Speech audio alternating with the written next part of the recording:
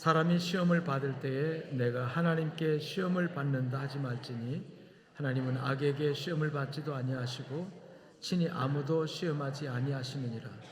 오직 각 사람이 시험을 받는 것은 자기 욕심에 끌려 미혹됨이니 욕심이 잉태한즉 죄를 낳고 죄가 장성한즉 사망을 낳느니라. 내 사랑하는 형제들아 속지 말라.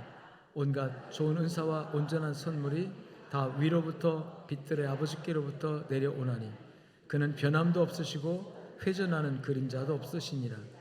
아멘. 오늘 말씀의 그 제목을 한번 따라서 해요. 속지 말라. 속지 말라 그랬는데 16절에 내 사랑하는 형제들아, 여기 사랑하는 형제들이라고 표현합니다. 불신자들과 이방인들을 두고 하는 얘기가 아니고 오늘 야고보 사도가 사랑하는 성도들, 목회하는 자기의 양무리들 사랑하는 이라고 표현합니다. 이 사랑, 하나님의 사랑이겠죠. 그 사랑을 가지고 살아가는 모습들을 보니까 안타까워서, 뭐가 안타까우냐, 속는 게 안타까워서. 누구에게 속느냐 따라합시다. 사탄에게, 마귀에게 속는다. 그래서 속지 말라 이 말은 속이는 자가 있다는 걸 전제하고 하는 얘기죠. 속이는 거예요. 우리를 속이는 존재가 있다는 거죠. 그래서 누가 속입니까? 사탄이 우리를 속이고 있다. 마귀가 우리를 속이고 있습니다. 예, 인정해야 돼요. 이 사탄의 존재, 마귀의 존재를 현대인들을 잘 인정하지 않으려고 해요. 물론 그리스도인들조차도 이 사탄, 마귀에 관해서 관심이 별로 없어요. 근데 하나님을 알듯이 사탄의 존재를 알아야 합니다. 또 하나님을 믿듯이 사탄의 존재가 있다는 걸 믿어야 돼요. 여러분, 적을 알아야 우리가 적을 이길 수 있죠?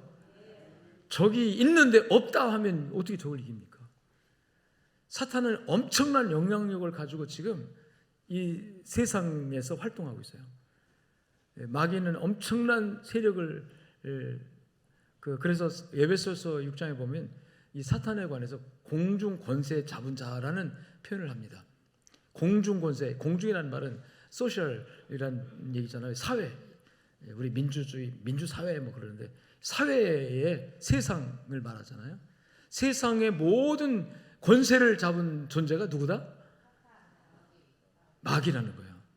따라합시다. 권세 주인은 하나님이시고 그 권세를, 그 하나님의 권세를 자기 것인 양 속여가지고, 자기 것인 양 여러분 사기쳐가지고 휘두르는 존재가 누구예요? 사탄, 마귀라는 존재예요. 성경에서 사탄이라는 단어나 마귀라는 단어는 항상 단수로 표현됩니다. 여러분 헬라어 히브리어는, 성경에 기록된 헬라 히브리어는 이 문법이 굉장히 디테일, 아주 자세합니다. 이 단어 하나가 여성인지 남성인지가 표현이 다 돼요. 단어 자체에. 그리고 복수인지 단수인지가 표현이 딱 단어 자체에 나옵니다. 그래서 사탄, 마귀는 언제나 복수일까요? 단수일까요? 단수로 나옵니다. 그러니까 한 명이 아니죠. 사람이 아니니까 한 개체, 하나예요. 그런데 영들 또는 귀신 할 때는 복수예요. 귀신은 굉장히 많습니다. 복수입니다. 그래서 사탄의 영이 바로 귀신들이고, 이 귀신들이 이 지상에서 활동하면서 인격적인 존재인 인간들의 마음에 그 영 가운데 역사하면서 여러 가지 악한 영향력을 이렇게 끼쳐요. 나쁜 영향을 주는 거죠.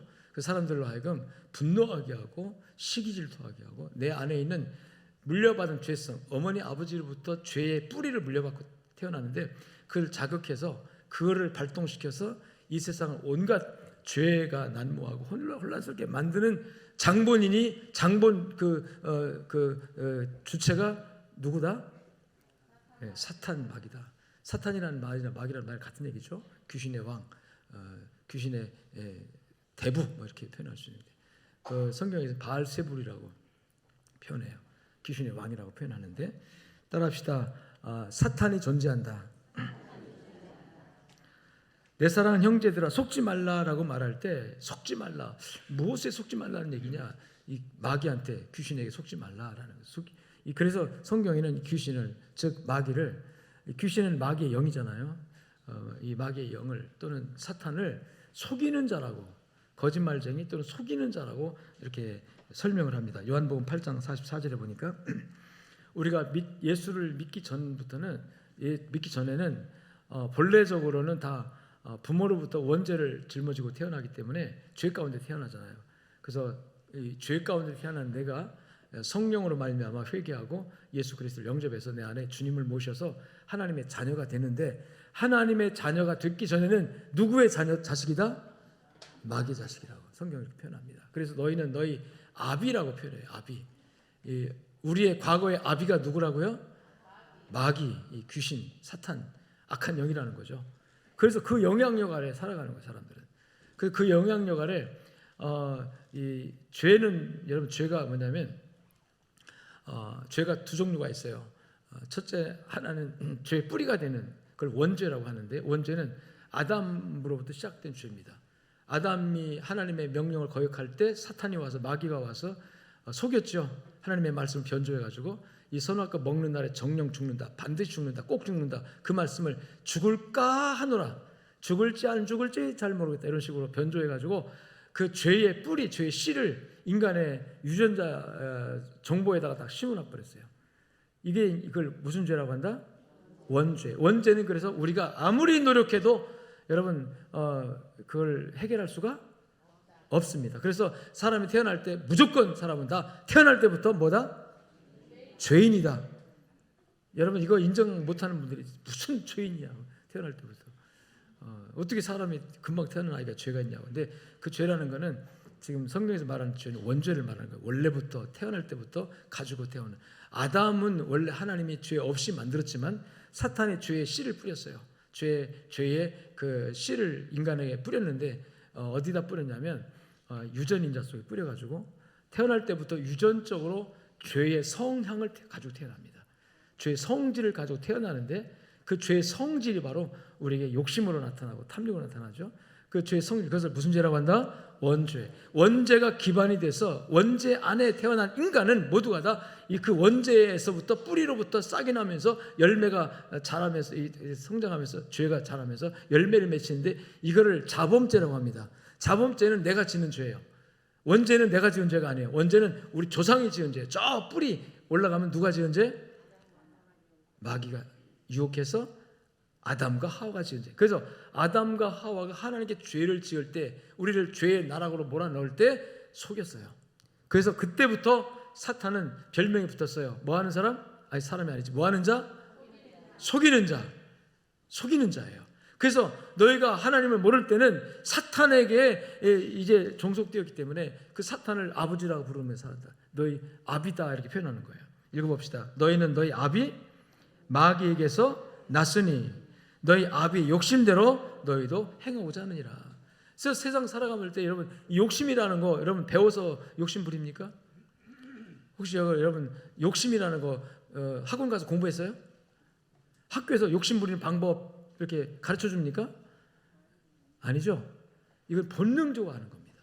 유전자 속에 심어진 정보예요. 이 사탄이 그렇게 교묘하게 인간을 파멸시키기 위해서 사람이 스스로 어떻게 바꿀 수 없도록 유전자 속에다 딱 죄의 씨를 뿌려놨어요. 인간은 누구나 다 이 죄의 씨를 가지고 태어납니다. 이거를 태어나면서 자기 수양과 도덕적 수양과 종교적인 어떤 그 고찰이나 종교적인 그 수도를 통해서 이걸 좀 해결해 보려고 온갖 얼마나 많은 사람들이 노력을 많이 했는지 몰라요. 그래서 철학도 생기고 종교도 많이 생기고 나름대로 인간들이 죄의 문제를 해결하고자 하는 것이 인간의 역사거든요. 근데 지금까지 죄 문제 해결한 사람 아무도 없습니다. 그 증거가 뭐냐면 여러분 사망, 죽음이라는 것이 뭐 때문에 왔죠? 죄 때문에 왔어요. 내가 이 선악과 먹는 날에 정령 죽으리라. 죄를 지으면 정령 죽는단 말인데 그래서 죄를 지어서 죽음이 왔어요. 육체적으로 죽고 영적으로 하나님과 단절돼 죽고 그 다음에 영혼은 지옥 가니까 또 죽고 세 가지 죽음이 동시에 온 겁니다. 당장에는 안 죽었어도 육체적으로 살아있어도요 이미 하나님과 단절됐기 때문에 영이 죽은 거예요. 그리고 그 영이 죽은 사람이 살다가 육체가 늙고 병들어 죽으면 그 다음에 그 영혼이 어디로 가요? 영원한 지옥으로 가기 때문에 또 죽는 겁니다. 자, 육체로 죽은 사람들이 제일 먼저 죽은 것이 영이 죽은 거예요. 아담과 하와가 사탄에게 마귀에 속아가지고 선악과를 먹는 날에 정녕 내 눈이 밝아져서 너도 하나님처럼 된다, 너도 정말 행복하게 살 수 있다, 이런 얘기거든요. 그래서 하나님의 금하신 명령을 거역하고 하나님을 거역하고 선악과를 먹는 순간에 여러분 하나님과 딱 단절이 생깁니다. 하나님이 단절되니까 그 영적으로 죽은 거예요. 자, 영이 죽은 건 하나님의 단절입니다. 그 다음에 영이 죽고 나니까 그 다음에 인간에게 질병이 오고 늙음이 생겼어요. 수명이 한계가 딱 정해지면서 나중에 병들고 죽습니다. 육체가 죽습니다. 그렇게 육체가 죽은 다음에 영이 하나님과 단절됐기 때문에 마귀를 아비로 믿고 살았기 때문에 그 영이 마귀를 아버지로 믿었기 때문에 따랐기 때문에 육체가 죽으니까 그 영이 어디로 가요? 지옥으로 가는 거예요. 그래서 영원한 형벌, 지옥에 가는 것이 제3차 죽음이에요. 세 번째 죽음이에요. 인간은 한 번 태어나서 몇 번 죽어요? 3번 죽는 것이 멸망입니다. 근데 우리 그리스도인들은 한 번 태어나서, 여러분 태어나서 영적으로 죽었었죠?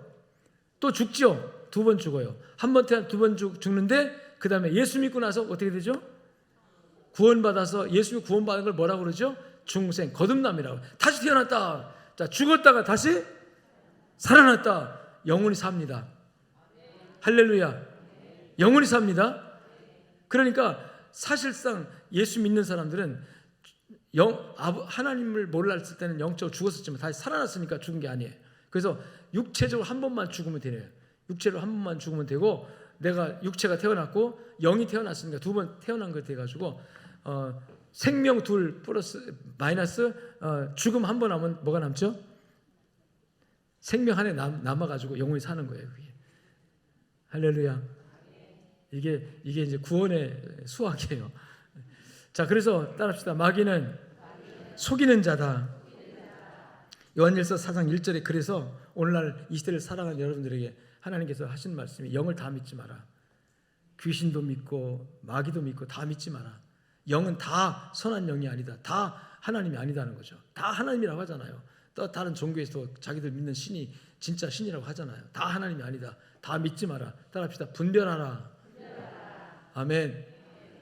오직 영들이 하나님께 속하였나, 하나님께 속한 영인가, 성령님인가, 마귀의 영인가를 분별하는 거예요. 성령의 역사인가 귀신의 역사인가를 분별하라는 거죠. 분별할 수 있는 지혜가, 영역이, 영적인 능력이 여러분들에게 주어지기를 축복합니다. 하나님을 믿는 성도는 그 분별할 수 있습니다. 예수 그리스도가 내 안에 있으면 당연히 분별되죠. 왜? 하나님과 사탄은 정반대이기 때문에 하나님의 영이 나에 있으면 사탄의 영이 분별이 돼야 안 돼요. 분별됩니다. 지금은 하늘나라 가셨지만 이삼내 권사님이 처음 우리 교회 오셨을 때 우리 교회 오기 전에 어느 이단의 어떤 속한 단체에 누가 전도받아서 갔어요. 갔는데 뭔지 이상하더래요. 막 불편하더래요. 이거 아닌데 막 친절하게 와서 막 그래줘도 이거 아닌데, 그래서 뛰쳐나와가지고 우리 교회 온 거예요. 물론 전주로 이사 오면서 우리 교회 오셨지만 그때 그 간증을 하시더라고요. 자기는 그게 아니라는 것이 느껴졌다는 거죠. 자, 하나님의 영이 있는 사람들은 느껴집니다. 할렐루야. 그런데 이 사탄은 교묘하게 하나님의 영이 있는 사람들의 마음을 흐리게 만들어가지고 미혹시켜가지고 거짓 것에 끌리도록, 거짓 것에 이끌려가도록 만들어가는 기술이 있어요. 그래서 속지 말라는, 그래서 속지 마라. 내 사랑하는 형제들아, 내 사랑하는 성도들아, 내 사랑하는 양들아, 속지 마라 제발. 왜? 많이 속아 넘어가고 있으니까, 많이 속고 있으니까, 속아서 사탄을 따라가고 있으니까, 마귀를 따라가서 멸망길로 가고 있으니까 제발 부탁이니까 속지 마라. 간절하게 간곡하게 말하고 있는 거예요, 야고보 사도가. 오늘 이 강단에서도 여러분 이 설교를 통해서 간곡하게 하나님께서 말씀하고 계신 줄로 믿으시기를 축원합니다. 특별히 이 마지막 때가 되면 우리 흔히 말세라고 하는데요. 이 말세라는 거 여러분 인류의 최후의 날 몇 분 남았느냐, 둠시계라고 하는 건데 그게 지금 스웨덴에 어디에 있다고 그러잖아요. 그래서 지금 몇 분이 안 남았다는 겁니다. 이 종말이, 인류 종말이. 여러 가지 상황이, 경제, 그다음에 이 기후 문제, 그다음에 인구 문제, 또는 이 민족 간의 갈등, 전쟁, 여러 가지 종합해서 지금 얼마 안 남았다는 거죠. 몇 분이 안 남았대요 지금.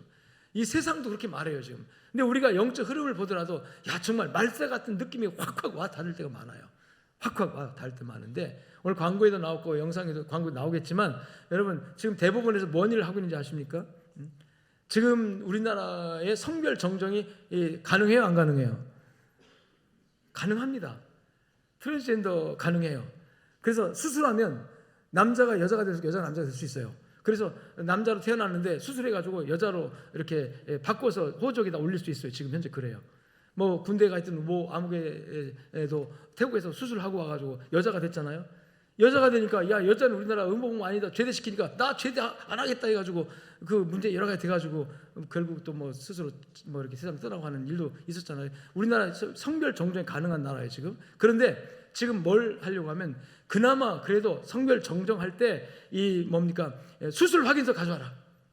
여자가 남자가 됐다는 수술 확인서, 외과적 수술 확인서 가져와라. 그걸 보고 정정해 주겠다는데 이제 대법원에서 지침이 바꾸려고 하는 거예요. 저 수술 확인서 없이도 해주겠다. 수술 확인서 없이도 호르몬제를 계속 투여해가지고 남자가 여성 호르몬을 계속 먹으면 여성화 되거든요. 그러면 그냥 모습은 남자인데 나 여자다 해가지고 성별 정정하면 대법원에서 보고 그거 가지고 네가 여자라고 하니까 해주겠다. 그런 쪽으로 바꾸겠다는 거예요 지금. 여러분 얼마나 이게 황당한 일이 벌어질지 상상하십니까? 이제 목욕탕에도 갔는데 나 여자야 하면서 남자가 들어가지고 나 여자라고 호적 딱 까면 거기 나 여자라고 돼 있다는 이런 일이 벌어질 것이 이제 앞으로 조만간 되는다. 이게 되면 자 그러니까 얼마나 교모하게 사탄이 우리를 속이고 우리를 어지럽히고 그래서 사탄이 속이는 걸 따라합시다. 미혹하는 것. 미혹이 뭐냐면 이것이 옳은지 저것인지 긴가민가하게 만들어가지고 혼란시켜가지고 그래가지고 딱 끌고 가는 거예요. 멸망으로 끌고 가는 것이. 따라합시다. 사탄은 속이는 존재. 말세니 속이는 자들이 엄청 많이 나오는데 아주 고차원적으로 철학과 이성을 가지고 지성을 가지고 속이는 일이 생겨지는 거예요. 그래서 이 말세가 되어지면 이 아주 그 유치하게 속이는 게 아니라 아주 배운 사람들이 학식 있는 사람들이 박사님들이 나와가지고 아주 멋진 강연하면서 사람을 막 속이는 쪽으로 끌고 간다는 거죠. 골로새서 2장 8절에 보니까 누가 철학과 헛된 속임수로 너희를 노략질할까 조심하라. 따라합시다. 철학과 헛된 속임수로. 철학이 뭡니까? 학문입니다. 학문 중에서도 가장 높은 학문이에요. 여러분 학문을 보면 물리학이 사실 제일 밑에요. 물리학. 그 다음에 철학이 구해요. 철학 위에 또 뭐가 있어요? 신학이 있죠. 신학이 가장 꼭대기 있는 겁니다. 가장 고차원적이고 가장 고상한 학문이에요. 신학이. 그 다음에 철학이고 밑에가 이제 여러 가지 우리가 흔히 자연현상을 연구하는 이런 학문인데 보세요. 누가 철학과 헛된 속임수로 한번 성경 띄워줘 보세요. 골로새서 2장 8절 말씀. 누가 철학과 헛된 속임수로 너희를 여러분 노략질한다고 그랬어요. 노략질하는 게 막 갖다 그냥 끌고 가는 거예요. 자, 그 일을 하는 존재가 누굴까요? 사탄 마귀라는 거예요. 여러분 이 사탄의 활동, 사탄의 세력이 있다는 거 인정하십시다. 이걸 인정해야만이 싸울 수 있잖아요. 이걸 인정해야만이 여러분 이길 수 있죠. 누가 철학과 헛된 속임수로 너희를 사로잡을까? 너를 노략할까? 주의하라. 근데 사탄의 존재, 마귀의 존재를 인식도 못하고 인정도 못하고 그냥 하나님만 계시고 예수님만 계시고 성령님만 계신다고 우리는 그렇게 알고 있지는 않은지요. 그 반대 하나님의 사람들을 노략질하고 속이고 하나님 사람들을 멸망으로 끌고 가려고 하는 또 다른 세력이 있다 없다? 있습니다. 분노가 치솟아 오르거든 주여 하나님 아버지 이 분노 때문에 내가 사탄에게 낚아채우지 않게 하옵소서. 자, 뭘 인정하라? 사탄의 존재, 마귀의 존재. 욕심이 막 내 안에서 막 발동할 때 욕심이 눈이 멀면요 이웃도 안 보이고 친척도 안 보이고 부모님도 안 보여요. 욕심이 눈이 멀면. 그럴 때 사탄이 여러분 나를 지금 멸망으로 미혹해서 끌고 가려고 한다는 거. 사탄의 존재를 여러분 인식하시고 또 여러분 아시기를 주님 축원합니다. 그래서 말세가 되면 가장 심각한 문제가 뭐냐면 거짓 선지자들이 사탄의 영을 받은 선생들이 사탄의 영을 받은 학자들이 사탄의 영을 받은 목사들이 사탄의 영을 받은 이 종교인들이 나서가지고 여러분 이 하나님의 진리가 아닌 것들을 진리처럼 악한 것을 선한 것처럼 이렇게 아주 교묘하게 철학적으로 이성적으로 지성적으로 학문적으로 아주 그럴듯하게 딱 포장해가지고 내놓는단 말이죠. 거기 안 넘어갈 사람이 없는 거예요. 그러니까 지금 사회가 다 흘러가고 있잖아요. 지금 그렇게 공부 많이 하는 분들이, 그렇게 똑똑한 분들이, 박사학위 몇 개 가진 분들이 나와서 TV에서 딱 한 번 하면 다 거기다 휩쓸려 가잖아요. 여러분, TV에서 하는 말 50%만 믿으세요. 그냥 TV 50%만 믿어요. 목사의 말보다 TV 말을 더 잘 믿더라니까. 빙긋이 웃으시는 분들은 못 드시는 것 같아요. 저는 피부에 느껴요, 그거를. 이 TV에서 나와서 선동하고 TV에서 나가서 뭐가 어떤 여론을 만들어 가면요, 거기에 휩쓸려 가지고 교인들이 그래요. 교인들이 답답하죠. 그러나 진리라면 뭐 얼마든지 좋아요. 진리. 그러나 진리가 아니. 그래서 분별하라고 말씀하고 있는 줄 믿습니다. 사랑하는 자들아, 영을 다 믿지 말고 영들이, 그 주장들이, 그 지식이, 그 하는 논리들이, 그 철학이, 그 이성들이, 그것들이 다 정말 하나님께 속한 것인지 마귀에게 속한 것인지 따라합시다. 분별하라. 아멘. 분별치 못하는 지식인들, 분별치 못하는 정치가들, 분별치 못하는 종교인들, 분별치 못하는 그리스도인들, 사탄의 밥이 되는 거죠. 그냥. 그래서 말세가 그런 현상이 나오는데, 마태복음 24장 11절 말씀에 거짓 선지자가 많이 일어나 많은 사람을 미혹하겠으며, 보세요, 거짓 선지자가 많이, 여기 선지자를 거짓이라는 말에다 뒤에다가 선지자를 꼭 선지자 그러니까 교회에서 뭐 이렇게 목사님만 얘기하는 것 같지만 아니에요. 거짓 스승, 거짓 하는 우리 주변에 얼마나 많습니까? 거짓 형제 얼마나 많고, 자기 욕심을 위해서 다른 사람을 속이는 사람들 우리 주변에 쎄고 쎄잖아요. 보이스피싱도 얼마나 잘 속입니까? 얼마나 많은 사람들이 우리를 속이고 있고 속아 넘어가고 있다는 거죠. 거짓 그리스도들과 거짓 선지자들이 일어나 표적과 기사를 보여 할 수만 있으면 택한 자들도 미혹하리라. 표적과 기사, 표적과 기사가 지금은 옛날에는 아무것도 없는 데서 딱 뭐 이렇게 하면 표적 기사였지. 지금은요, 사람들이 표적 기사를 만들어내요. 야, 이 과학 발전이 얼마나 큰 표적 기사인지.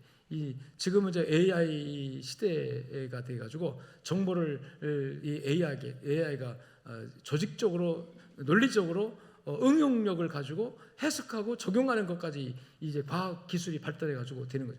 이제 로봇하고 이제 자유롭게 대화할 수 있는 시간이 올 수 있는, 생각을 물어볼 수도 있고 의견을 물어볼 수도 있고, 지금도 어느 정도 상당수 그렇게 되어 가고 있는데, 여러분, 그런 시대 속에서 우리가 도대체 어떻게 하나님의 말씀을, 진리의 말씀을 분별해야 되는가, 정말 큰 어려움이 아닐 수가 없어요. 그런데 오늘 세 가지만 여러분에게 제안하려고 합니다. 첫 번째 따라합시다. 겉모양에 속지 마라. 왜냐하면 사탄과 마귀가 가장 우리를 미혹시키는 것 중에 하나가 이 겉모양입니다. 겉모양새예요. 성경에도 그렇게 겉모양으로 우리를 혼란시킬 때가, 진리에서 벗어나도록 만들 때가 있다는 것을 성경에서 말하고 있거든요. 여러분, 사람들이 겉모양의 화려함과 외모의 아름다움에 속아 넘어갑니다. 그래서 사탄이 그걸 아주 주용하게 이용을 해요. 겉모양의 아름다움을 가지고 준수함을, 겉모양 보이는 것으로.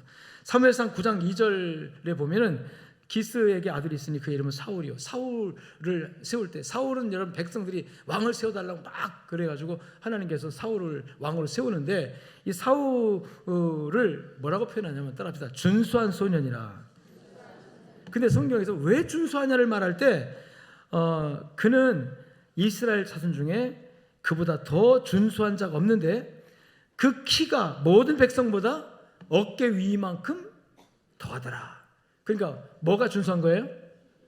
그렇죠. 외모가, 겉모양이. 사울에 대해서 준수함을 말할 때 외모입니다. 더 이상 아무것도 없어요. 그래서 백성들이 막 혹 가버렸어요. 와, 진짜 왕답다, 왕갑니다. 저 외모 좀 봐라, 정말 왕답다. 그래가지고 박수 치면서 백성들이 환호해가지고 세운 상황이 누구예요? 사울왕이에요. 그 사울왕이에요. 그런데 사무엘상 16장 18절에 보니까 또 준수하다고 표현되어진 사람 또 한 사람인데 다윗입니다. 이 다윗에 대해서는 어떻게 표현하는가 잘 보세요. 사무엘상 16장 18절에 소년 중 한 사람이 대답하여 이르되 내가 베들레헴 사람 이세 아들을 본즉, 이세 아들이 누구죠? 다윗입니다. 수금을 탈 줄 알고 용기와 무용과 구변이 준수한 자라. 뭐가 준수하다? 자, 수금을 탈 줄 아는 예능 방면에 재주가 있어요. 예능 방면에. 그 다음에 무용과 구변. 무용이 뭡니까? 용기잖아요. 용기가 있어요. 어린 소년인데 용기가 있어요. 기백이 있어요. 그 다음에 또 구변, 이 말도 또 아주 또 조리 있게 잘해요. 자, 이거는 외모입니까? 내면의 모양입니까? 내면의 모양이에요.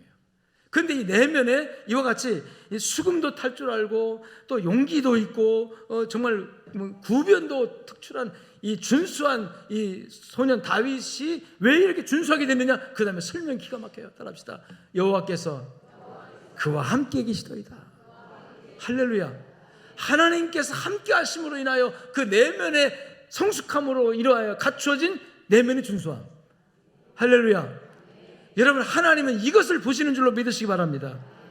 근데 사람들은 아니에요. 사람들은 그 내면의 것을 평가하잖아요.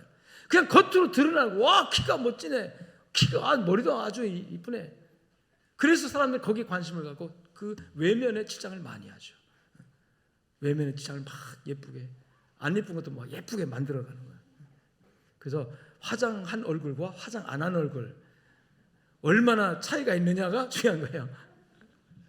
화장 안 한 얼굴도 예쁘고 화장한 얼굴도 예쁘시길 바랍니다.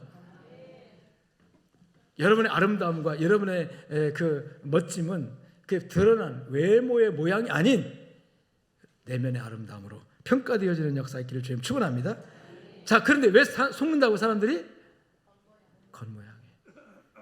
그래서 우리 겉모양에 치중하는 거예요. 그리스도인들도 겉모양이 얼마나 치중한지 몰라요.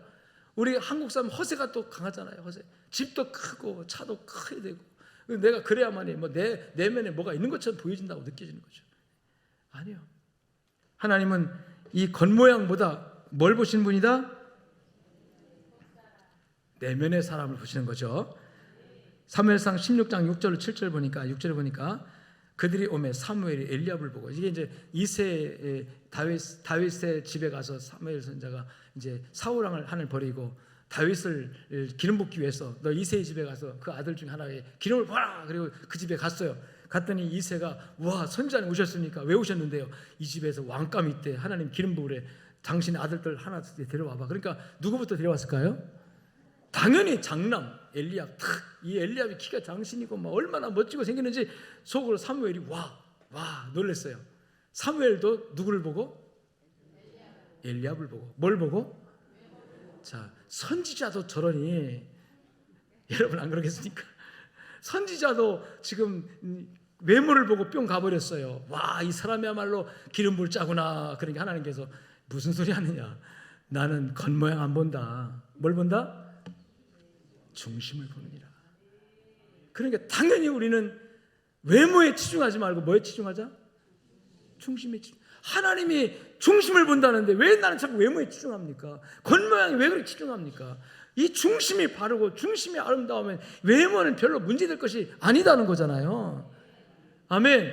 외모는 기본만 갖추면 돼요. 너무 추하지 않게, 너무 초라하지 않게, 너무 사람들한테 깨재재하지 않게, 어느 기본적으로 자기의 형편에 맞게 적당하게 생활의 편리성을 추구하면서 적당하게 가지면 돼. 너무 외모에 치중하고 치장하고, 그래서 그런 사람들은 이 속이 허하다는 거예요. 속이 허한 사람은 그 외모의 것을 치중합니다. 사탄이 그것을 가지고 우리를 미혹하는 거예요. 외모에 치중하도록 만들어요. 사무엘상 16장 7절에 여호와께서 사무엘에게 이르되 그의 용모와 키를 보지 말라. 백성들은 사울 왕의 키를 봤다고 그랬잖아요. 사울의 키를 보고 왕이다 그랬지만 하나님은 아니라는 거예요. 그래서 다윗은 키가 그렇게 크지 않다고 알고 있는 것이 정설입니다. 신학자들 그렇게 알아요. 다윗은 키가 별로였을 거다 이렇게. 자, 내가 이미 이 그를 버렸노라. 그를 버렸노라. 누굴 버렸을까요? 엘리압. 키가 큰 엘리압. 사무엘 선지자가 야, 이 엘리압이 바로 기름 부음 받을 만한 아들이구나. 그랬더니 아니야, 난 그를 버렸어 하고 그다음 내려가지고 맨 마지막에 꼴찌 다윗에게 기름을 부으신 줄로 믿습니다. 왜 다윗에게 기름 부었을까요? 사무엘상 10장 18절의 말씀처럼 이세 아들을 본즉, 그 다윗을 본즉 수금을 탈 줄 알고 용기와 무용과 구변이 준수한. 근데 그 준수한 이유가 뭐다? 여호와께서 그에게 함께 하셨더라. 뭐니 해도요, 하나님 함께하면 제일로 준수한 거예요. 하나님이 함께하면 제일로 멋지고 아름다운 사람이에요. 아무리 세상적으로 잘났어도 하나님이 함께 하지 않는 사람은요, 여러분, 그건 잘난 게 아니에요. 아멘. 자, 그래서 하나님 중심을 보신다고 그랬으니까 고린도후서 10장 7절에 신약 성경에서도 바울 사도가 너희는 외모만 보는도다. 외모만 보지 말라. 외모 가지고 사람을 판단하지 말아라 하면서 하나님은 베드로전서 1장 17절 말씀 보니까 외모로 보시지 않고 각 사람의 행위대로 심판하잖아요. 외모로 보지 않고 내면의 중심을 보시고 심판하신 하나님. 그러니까 지금 살 때 두렵고 떨림으로 뭘 단정하는 얘기가 할까요? 내면의 세계, 내 내면의 마음, 심령, 속사람을 더 건강하게, 속사람을 더 아름답게 가꾸는 신앙생활 하라. 사탄이 외모를 가지고 우리를 미혹합니다. 그러나 우리는 내면의 아름다움을 더 아름답고 더 중요하게 생각하는 여러분 되시기를 주님 축원합니다. 그래서 베드로전서 3장 3절로 4절에 보니까 이 중심의 아름다움, 내면의 아름다움을 어떻게 해야 되느냐? 너의 단장은 머리를 꾸미고 금을 차고 아름다운 옷을 입는 외모로 하지 말고 오직 마음에 숨은 사람을 온유하고 안정한 심령에 썩지 않을 것을 하라. 이것이 하나님 앞에 값진 것이니라.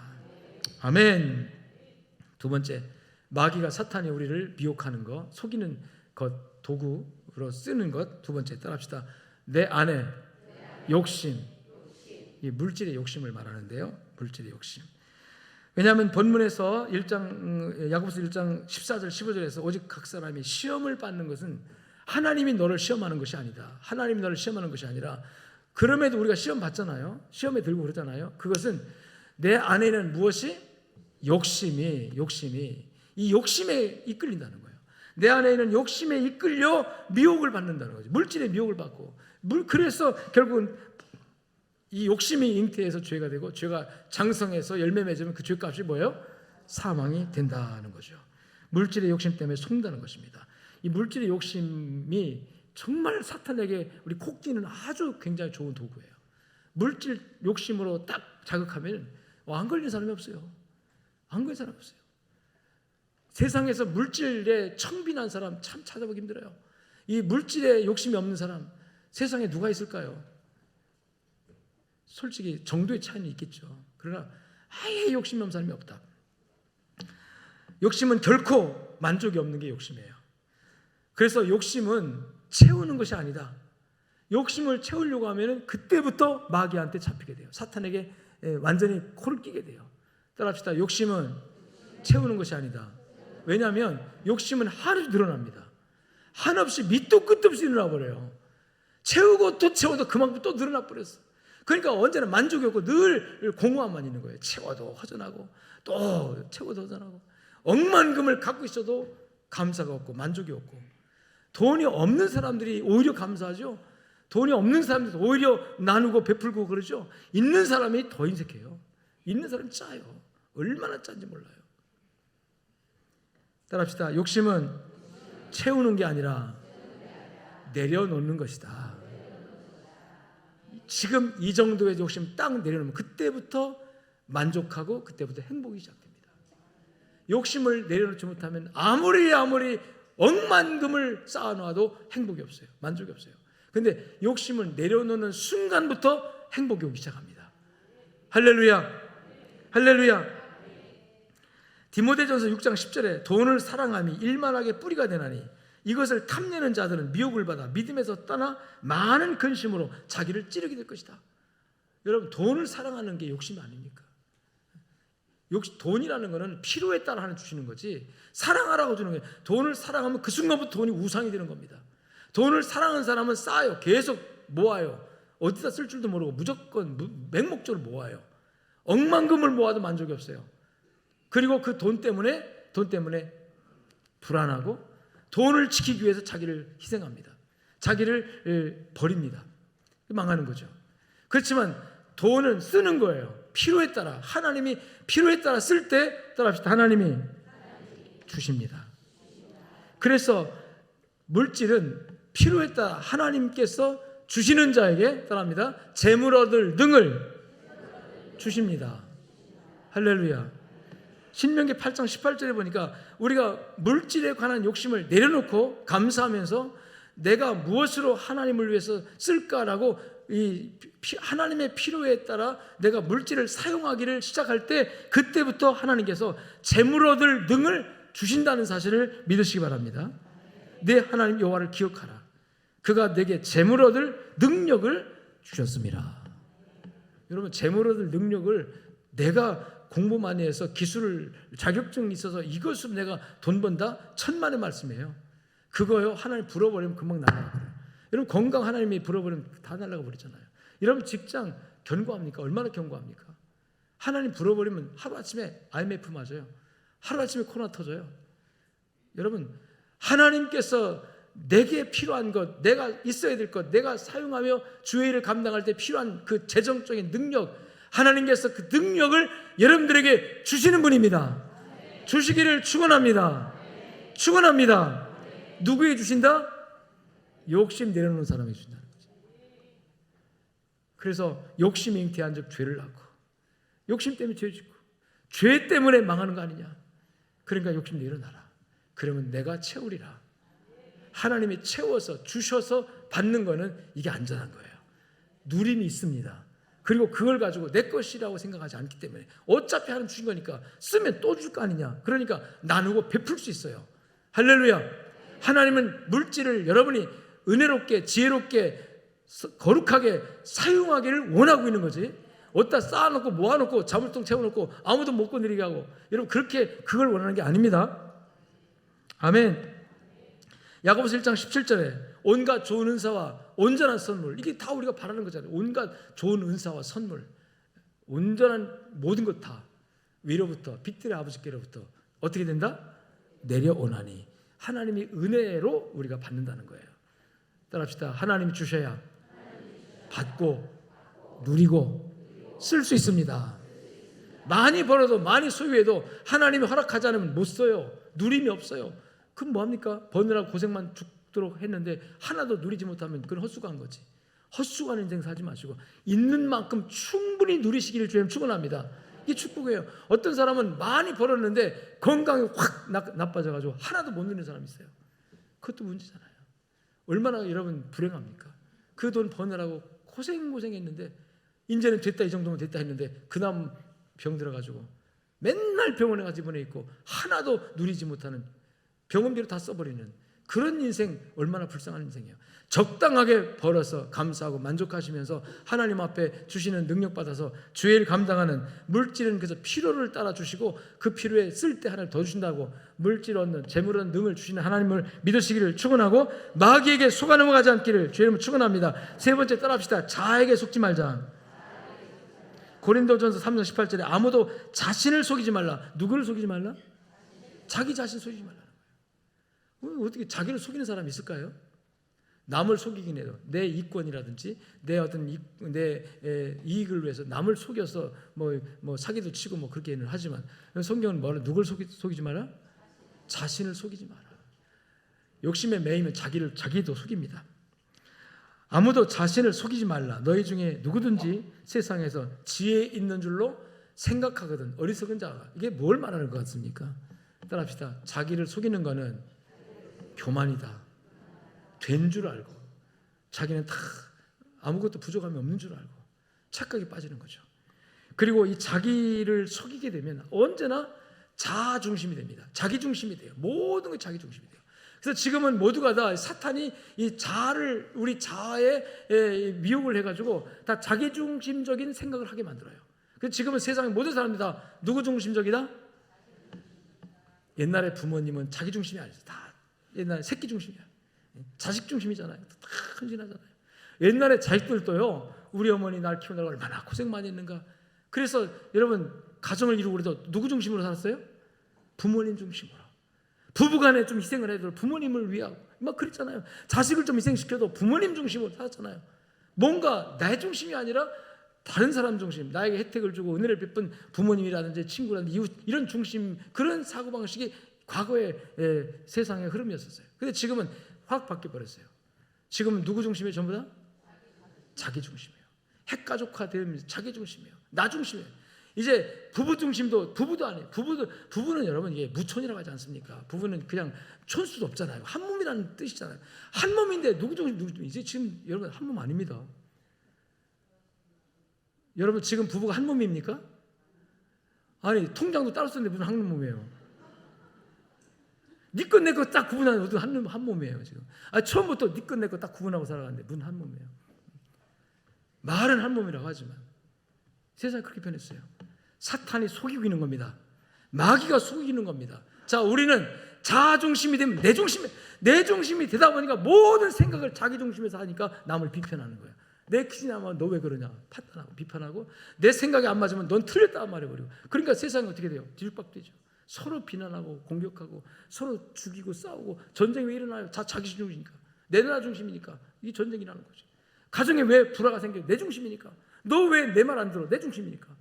다 자기 중심이에요. 사탄이 우리를 속이는, 우리를 망하게 만드는 아주 효과적인 도구가 자아 중심적이다. 속지 않기를 주님 축원합니다. 그럼 우리가 어떻게 누구 중심으로 살아가야 될까요? 너 중심이에요. 이게 사실 너 중심이 돼야 돼요. 그런데 이것도 사실 문제가 있어요. 어떻게 사람이 나는 없고 너 중심이 됩니까? 아니요. 하나 있습니다. 따라합시다. 하나님 중심. 여러분 우리가 모든 생각을 자아 중심에서 벗어나서 이제 누구 중심으로 가자? 하나님 중심으로 가자. 그러면 너도 하나님 중심, 나도 하나님 중심. 이 공통분모가 생겨요. 통함이 있어요. 뭔가 이 교류할 수 있는 여지가 생기는 거예요. 서로가 다 자기 중심으로 가면 교류의 여지가 없어요. 대화가 안 되는 거예요. 너는 너, 나는 나지. 어떻게 대화가 됩니까? 양보도 없어요. 타협도 없어요. 대화도 없어요. 너는 너, 나는 나. 그냥 살면 돼. 이렇게 되지. 근데 우리가요, 하나님 중심으로 가면 하나님 안에서 서로의 교통이 있고 교제가 있을 수 있습니다. 하나님, 너도 하나님 중심, 나도 하나님 중심이니까. 우리는 성도는 하나님 중심으로 가자. 마귀는 아니야, 너가 중요해, 네가 중요해, 너를 발견해, 너가 소중해, 네가 중요해. 하나님 필요 없어, 너 이웃 필요 없어, 너 부모 필요 없어, 친구 다 필요 없어, 너가 중요해. 이게 세상에 사탄이 공중권세 잡은 자가 철학으로, 이성으로, 교육으로, 지식으로 오늘날 초등학교부터 어린 영아부터 교육하는 교육입니다. 지금 다 속아는 거가 있죠. 공부 잘하면 우리 공부 잘한다고 좋아하시는데 그런 교육 공부 잘해봐야 여러분 망하는 길로 가는 거예요. 그래서 의식 있는 똑똑한 여러분 정말 신앙적으로 바로 된 그런 학부모들 요새 학교 안 보내더라고. 우리는 가정에서 그냥 뭐라고 지금 홈스쿨링 하겠다고. 그런 흐름이 지금 막 생겨나더라고요. 세상이 너무나 교육이 이 사탄주의적인 교육을 하니까 다 자기 중심이라고 하니까 이제 이 성도 아까 좀 얘기했지만 성도 내가 이제부터 나 여자하고 싶어. 그럼 그걸 인정해 줘야 된다는 거죠. 다 아는 법으로 제재한다는 거예요. 여러분 사탄은 우리 네가 하나님이다. 이게 에덴 동산에서 마귀가 이 아담과 하와를 속였던 게 중요해요. 내가 선악과 먹는 날에 죽는 게 아니라 내 눈이 밝아져 너가 누가 된다? 하나님처럼 된다. 너도 하나님이야. 너도 하나님 될 수 있어. 와, 이게요 얼마나 이 논리에 사람들이 속아넘어가는지 아십니까? 하나님 필요 없다. 이제는 내가 하나님인데 우리가 하나님인데 우리가 과학 기술로 정치를 잘해서 또 경제를 발전시키면 사람이 고도로 발달된 어떤 이제 산업화 사회에서 정보화 사회에 넘어갔다. 이제는 AI 이 시대가 오잖아요. 이런 시대에는 종교도 필요 없을 것이다. 이제는 AI가 다 대체하는 시대가 올 것이다. 이제는 사람이 스스로가 신 되어지는 이게 사탄이 고단수의 속임수다 하는 거죠. 사랑하는 여러분 속지 말라. 속지 않기를 주님 축원합니다. 사탄에게는 진리가 없습니다. 속기도 하고 속이기도 하지만 진리가 없어요. 그래서 디모데후서 3장 13절로 15절에 같이 한번 읽어볼까요? 시작. 악한 사람들과 속이는 자들은 더욱 악하여져서 속이기도 하고 속기도 하는. 이게 이제 악한 사람 속이는 자들. 이게 악한 사람들은 그 사탄에게 미혹되어진 사람들을 말하고 속이는 자는 사탄을 말하는 거잖아요. 같이 다시 한번 읽어봅시다. 시작. 악한 사람들과 속이는 자들은 더욱 악하여져서 속이기도 하고 속기도 하나니. 왜 안 넘어가지? 그러나 너는 배우고 확신한 일에 거하라.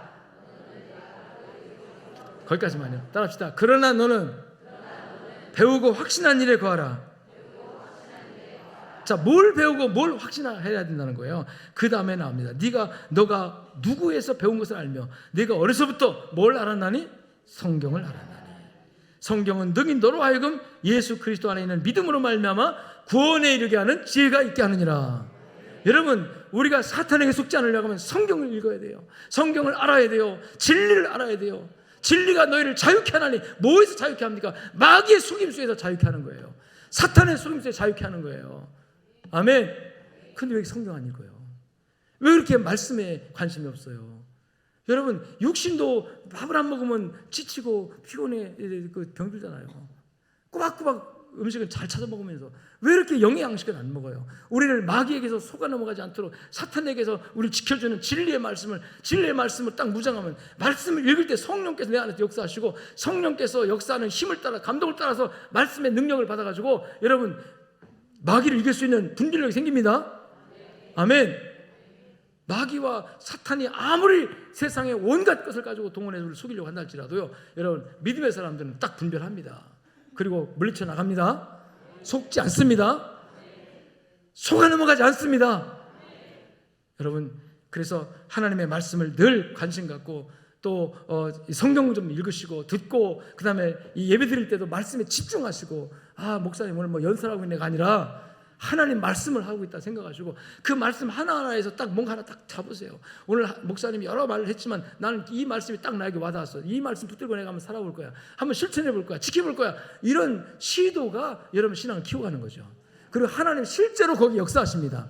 말씀을 붙들고 몸부림치는 사람에게 하나님 역사하셔서 오늘날의 기적과 능력과 이적도 보여주시는 거예요. 여러분, 병 고쳐달라고 기도하지만요, 말씀을 붙들고 씨름하다가 하나님 병도 고쳐주고 그러는 거예요. 왜? 그런 간증이 있어야 여러분 우리가 힘을 얻기 때문에, 믿음이 자라기 때문에. 할렐루야. 그래서 속지 말라 하신 말씀을 마음에 간직하고, 무엇에 속지 말자고요? 겉모양 외모에 치중하는 것에 속지 말고, 뭐에 속지 말자고요? 물질 중심의 욕심에 속지 말고, 뭐에 속지 말자고요? 자아 중심의 내 자신에게 속지 마라. 그래서 하나님 중심이 돼서 여러분 정말 이 세상에서 하나님의 말씀을 지키고 말씀에 따라서 신앙생활 잘 하시다가 주님 오신 날에 하나님 앞에 올라가시게 되십시오. 축원합니다. 하나님 아버지 감사합니다. 주신 말씀 붙들고 세상에 나가 승리하는 저희 모두가 되도록 은혜 베풀어 주시옵소서. 오늘도 함께 하시고 영광 받아 주시옵소서. 또 예비된 헌금을 드리려고 하는데 손길마다 축복하시고 위로하시고 격려하시고, 드리지 못한 손길에도 위로하시고 격려해 주시옵시고, 우리가 하나님 앞에 드리는 헌금이 다 하나님께 상달되기를 소망하며 우리 주 예수 그리스도 이름으로 축복하고 기도 올려옵나이다. 아멘. 이제는 살아계신 우리 주 예수 그리스도의 은혜와 하나님 아버지의 무한하시고 극진하신 사랑과 성령님의 위로 교통 충만 역사하심이 오늘 말씀을 붙들고 하나님의 진리의 말씀에 굳게 서서 사탄의 미혹과 거짓에 속지 않고 신앙을 지키며 믿음을 지키며 사명자의 길을 가기 원하는 양정이들 머리 위에 저들의 가정과 삶의 장 속에 이제부터 영원토록 함께 있을지어다. 아멘.